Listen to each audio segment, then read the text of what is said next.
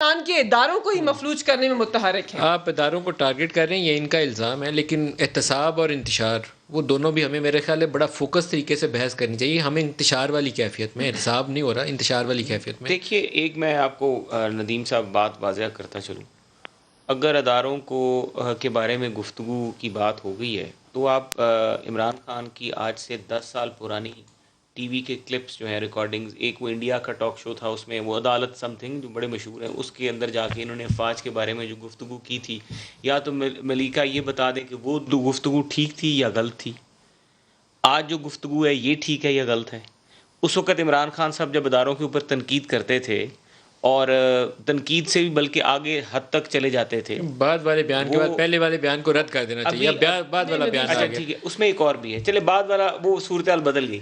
چلے اب اس کا مطلب یہ ہوا کہ ایک دفعہ عمران خان صاحب بھی یہ سب کچھ کرتے رہیں. ہم یہ نہیں چاہتے کہ ہم کوئی ادارے کو، پورے انسٹیٹیوشن کی بات نہیں کرتے ہوتے. ہم صرف یہ چاہ رہے ہیں کہ آپ نے اگر اس پورے سسٹم کو، نظام کو لے کے چلنا ہے تو یہ کیوں آواز اٹھنا شروع ہو گئی ہے پاکستان میں سے کہ الیکشنز کے بیچ میں مداخلت ہوتی ہے؟ کیوں پاکستان کی ساری جماعتیں جو ہیں اور خود یہ ان کے بھی جو کینڈیڈیٹس ہیں، پہلی دفعہ نہیں ہے، معذرت کے ساتھ آئی جے آئی اس کی آپ کے پاس بڑی مثال تھی. مثال ہے نا سر. دیکھیں ہمیں بی بی کو پاور سے باہر رکھنے کے لیے جو کچھ ہوا، اب تو ایفیڈیوٹس ہیں نا، سپریم کورٹ کا آرڈر کا حصہ ہے وہ چیزیں. بالکل. میں ندیم صاحب یہ کہہ رہا ہوں کہ ہم یہ سب چیزیں دیکھتے آئے ہیں. اب اس کو کہیں نہ کہیں اگر آپ اب وہ پاکستان نہیں رہا. میں آپ کو یہ بتا دوں کہ جس دن ایک دن میں نے خود دیکھا، کچھ سبزی فروش تھے، انہوں نے مجھے گوگل کے اوپر ایک ایسا ریفرنس نکال کے 5 منٹ میں بھیجا جو سبزی فروش تھے، اور مجھے انہوں نے کہا کہ یہ دیکھیں، یہ اس کا جواب دیں آپ. آئی واز شاکڈ کہ پاکستان میں عوام کس کا جواب پوچھا آپ سے انہوں نے؟ وہ جب مزار قائد پہ کچھ ہوا نا تو انہوں نے سبزی فروش میرے گاؤں میں نواحی علاقے میں بیٹھے ہوئے تھے، انہوں نے مجھے عمران خان صاحب کی ویڈیو، مجھے نہیں پتا تھا، انہوں نے عمران خان صاحب کی الیکشن سے پہلے مزار قائد پہ جب گئے تھے تو جو نعرے بازی ہوئی تھی اس کی ویڈیو انہوں نے مجھے 5 منٹ میں بھیج دی. مجھے تو نہیں پتا تھا. I am telling you one thing, جو ہمارے اداروں کو سمجھنا چاہیے کہ اب جو میموری ہے، کیپٹن صفدر کو اس پہ کوئی عقل کرنی نہیں، وہ تو میں اس کو وہ دیکھیں طریقہ کار کو تو میں بھی سپورٹ نہیں کرتا، وہ تو بات واضح ہے.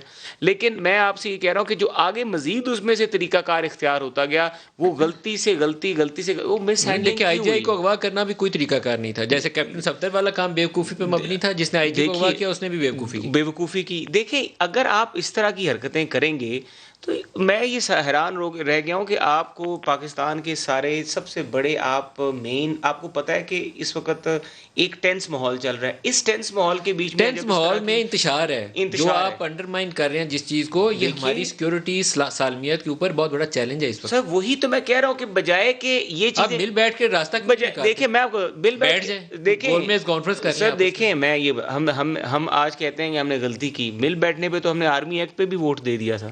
مل بیٹھنے پہ تو ہم نے لیجسلیشن بھی 9 بلوں میں ان کو 9 میں سپورٹ کیا تھا، 4 میں مخالفت کی تھی. آپ کانفرنس طلب کر لیں، یہ نہیں بلاتے تو آپ طلب کر لیں. لیکن بات یہ ہے کہ چاہے پاک بھارت کشیدگی ہو، چاہے اکانومی کا معاملہ ہو، کسی بات پہ وزیر اعظم صاحب جو ہیں، یہ آج وہ اپنی پہلے دن کی تقریر کا اتنا غصہ ہے کہ آج تک اپوزیشن کو ساتھ بٹھانے سے انکاری ہیں. اگر یہ اس کیفیت سے باہر نکل آئیں اور بیٹھیں اپوزیشن کے ساتھ، دیکھیں آج دہشت گردی کا کتنا بڑا واقعہ ہو گیا ہے، اور یہ دوبارہ سے چند ہفتوں میں بہت تیزی آ رہی ہے. اب یہ تیزی کے لیے آپ کو کنسنسس چاہیے. یو نیڈ جو ہم نے نیشنل ایکشن پلان بنایا تھا اس کو امپلیمنٹ کرنے کی